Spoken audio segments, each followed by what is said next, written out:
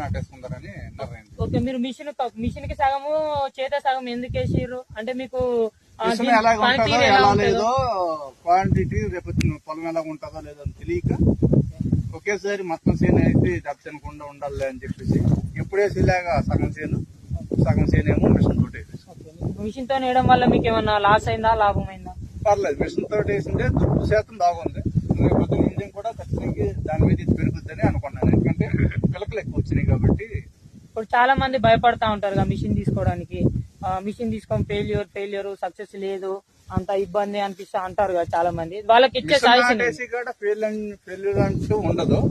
కొంచెం మనం నారు పెంచుకునే కాడ కొన్ని జాగ్రత్తలు తీసుకుంటే కనుక మిషన్ ఎట్టి పరిస్థితుల్లో ఫెయిల్యూర్ ఉండదు. 90-100% సక్సెస్ అవుతుంది.